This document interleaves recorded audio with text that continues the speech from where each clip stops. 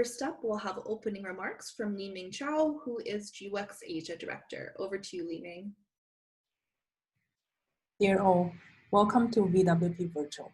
This is the first time that GWEC moved our Asia flagship event, Vietnam Wind Power, to a virtual platform, and I hope you like it after experiencing it on the first day. Vietnam is a key wind market, not only because of its huge wind potential, both onshore and offshore, but also because of its complete and relatively mature policy framework. Vietnamese government has set up a good example in leading the ASEAN countries on the clean energy transition. It is now becoming widely accepted that wind is already becoming a cheap source of energy and will continue to be so with technology improvements.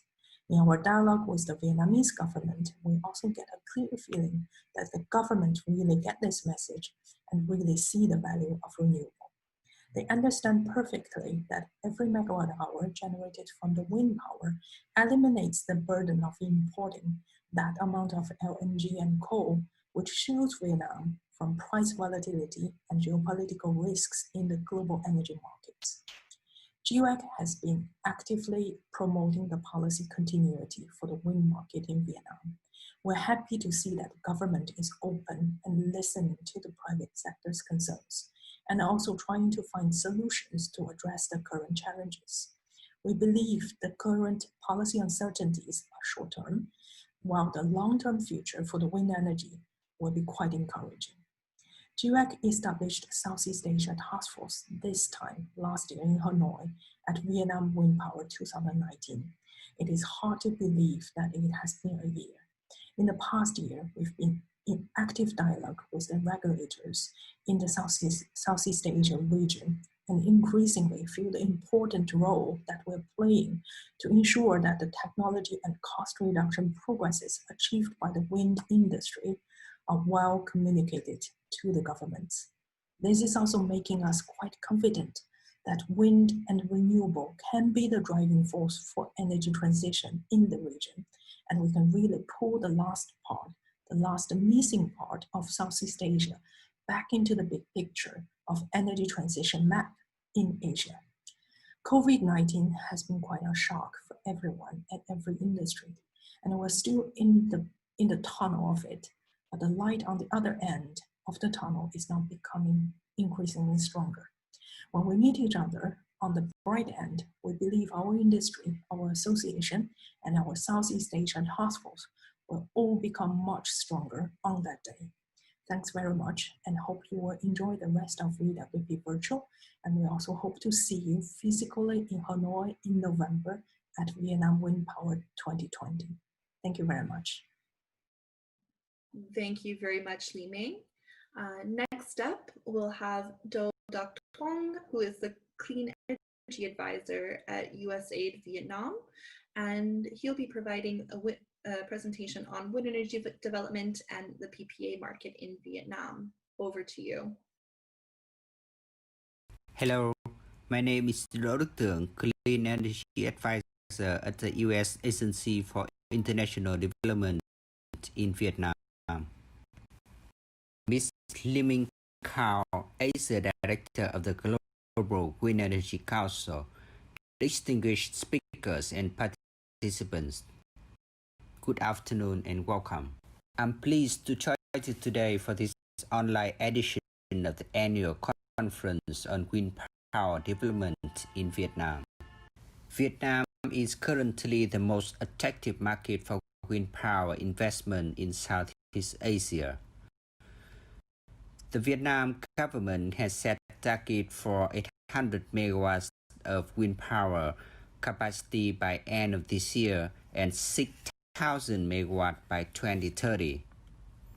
To achieve these targets, the government of Vietnam has introduced regulations and incentives to attract private sector investment into the sector.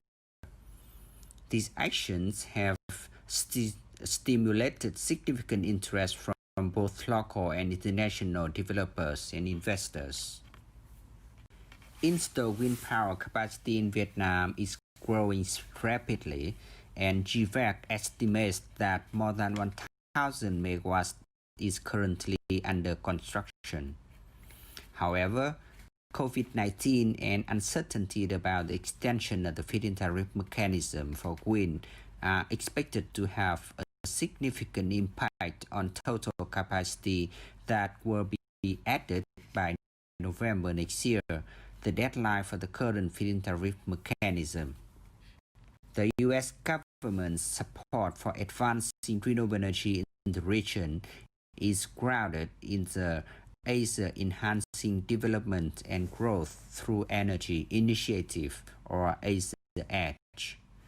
Under Asia Edge, USAID provides technical assistance to improve partner countries' regulatory environments and procurement practices, to develop national and regional energy market plans based on cutting-edge energy technology, and to gain greater access to private capital. USAID's energy projects are designed to implement Asia Edge, including USAID Clean Power Asia, a 5-year regional program that provides resources to support private sector stakeholders to mobilize investment and achieve financial close for renewable energy projects in Southeast Asia. In Vietnam, USAID currently has 2 programs. One is the Vietnam Low Emission Energy Program, which helps the government to develop and implement long-term energy strategies, while support the sector to attract private sector investment for renewable energy and energy efficiency. The second program is the Vietnam Urban Energy Security, which works with Da Nang and Ho Chi Minh City to deploy advanced distributed energy solutions such as rooftop solar, demand management, as well as electric vehicles. Under VLEAP, USAID has been working with the government of Vietnam to support the development of the next power development plan, the PDP number 8. We also work with MOIT here to design and implement the first pilot program on direct power purchase agreement, or DPPA, which will enable large corporates to sign the contract with wind or solar developers or generators. The proposal for this pilot program was submitted to the Prime Minister by MOIT earlier January this year. We hope that after being approved, the pilot program will result in about 400 to 1,000 megawatt of renewable energy capacity, mostly solar, but also open for wind projects. Many consumers and developers are interested in this pilot program because for consumers, that is the way they can fulfill their commitment on environmental sustainability, while developers expect to join this pilot program to really attract more investment, increase the creditability and bankability of the projects. USAID is pleased to co-sponsor this virtual Vietnam Wind Power Conference. We welcome the participation of representatives of local and international developers, investors, and lenders to discuss further challenges and opportunities for wind power development in Vietnam. I want to thank you all in advance for the participation today. We greatly value our relationship and partnership with the Global Wind Energy Council, and I look forward to our continued cooperation. Thank you. Thank you much. And we, of course, want to thank USAID for being a really big supporter of Vietnam Wind Power Virtual in the business matchmaking sessions.